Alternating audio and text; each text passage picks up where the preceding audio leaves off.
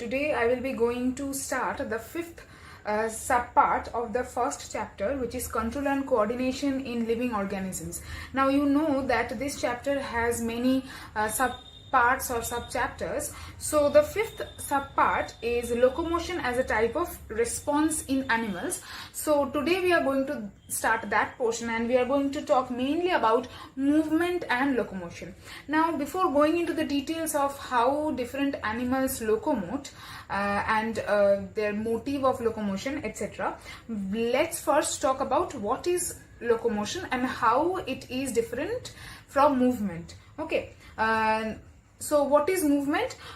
When only a part of the body moves without shifting of the whole body, that is known as movement. So suppose I'm moving my hand, and me as an organism, I'm not moving, right? I'm just moving my hand. So that is known as movement.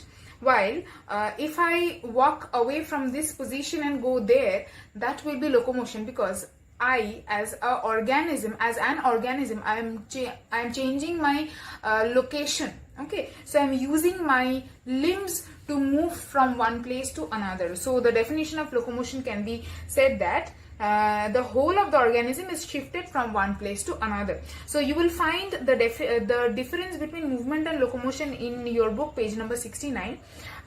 You will have to learn that. Okay. Moving on to the second difference, movement of different body parts is found both in plants and animals. So obviously both plants and animals can move their different body parts. But under locomotion, you will find the second point. Locomotion is generally found in animals except sponge coral acidia. However, some lower groups of plants like Chlamydomonas volvox, see, these are scientific names. Okay, in the book it is not italicized, means it is not written in italics, but these are scientific names, Chlamydomonas volvox.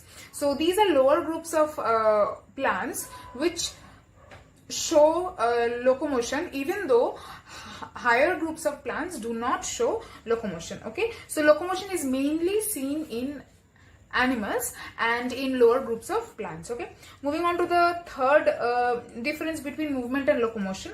Movement can occur in any part of plant or animal body, while locomotion only occurs by the voluntary movement of locomotory organs. So what are the locomotory organs in us human beings? Our hind limbs, which are the legs, are the locomotory organs. In case of a tiger, it locomotes with the help of its forelimbs. Means forelimbs means all four limbs, both the hind limbs and the forelimbs. FORE4 and FOUR4. So I said that the tiger moves with the help of all its forelimbs, FOUR, and those forelimbs include hind and fore, FORE4. Hind means back and fore means front. These two hind limbs and two forelimbs make four limbs of a tiger, with which it can move and change its place, means that they can locomote. Okay, so this is all about the difference between movement and locomotion. Now moving on to the motivation behind locomotion. What is the purpose of locomotion? Why do animals move? Why do they need to move? Okay, the purpose of locomotion are many. There is a need of locomotion in order to maintain different functions of the animals. These purposes are stated below. So the first motive or purpose behind locomotion is to acquire food. Okay, so even we human beings, we go out of our home, out to the market to buy food. So we need to locomote, right? Similarly, the animals in the forest, they also locomote, that means move around the forest in search of food. A tiger moves around in search of food. What can be its food? Its food can be a deer, which a tiger needs to kill the deer first, and then it can eat it. So to kill it, it has to search for a deer, which only can be done if the tiger locomotes from one place to another. Okay. So to acquire food, in search of food, is the first and the most important motive of locomotion. Moving on to the second motive is shelter. So obviously, in order to live a normal life and to perform all the living functions properly, a suitable shelter is necessary for all animals.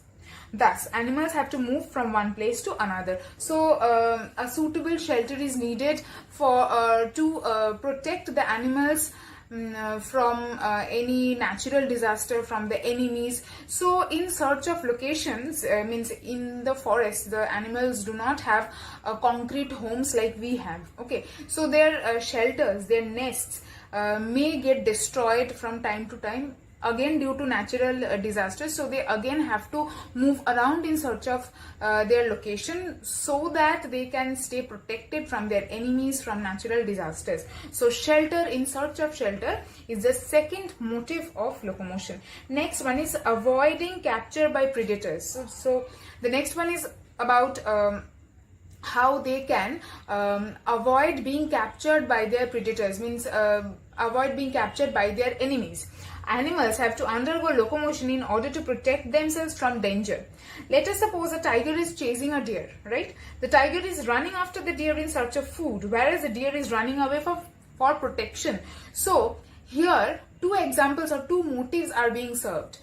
One, by the tiger, who is moving around, he is performing locomotion in search of food, which we discussed as the first motive of locomotion, while the deer is moving around, is performing locomotion to protect itself. If it does not move around, if it stays at one place, the tiger will come and kill it. So it has to move around, it has to protect itself from the tiger. Moving on to the next motive. So we have done three motives of locomotion. First one is the most important, to search food. Second one is to search shelter, and third one is to protect themselves from their predators or their enemies. Moving on to the fourth motive or purpose behind locomotion. It is dispersal. So what do you mean by dispersal?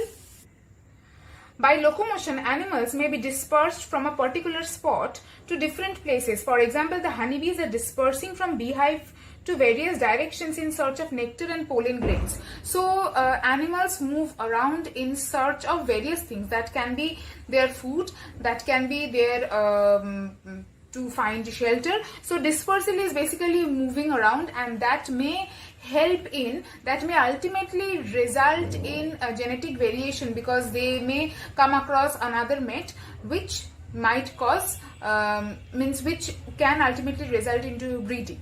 Okay, next, search of new and favorable habitat or environment. So they can also move around in search of better or favorable environment, because their current habitat may not be suitable for them. They might need to change their habitat, so they may move around in search of a favorable or a better environment. And the last motive is bringing together individuals for reproductive activity. So this is more or less similar to the dispersal motive that I said, that when they move around, when they disperse, they may come across individuals from other population, and that may induce or stimulate reproductive activity, which will ultimately cause variation. Okay, so these are all the motivation or purpose behind locomotion. So I will continue with the next part of the chapter, which is different types of locomotion. You will have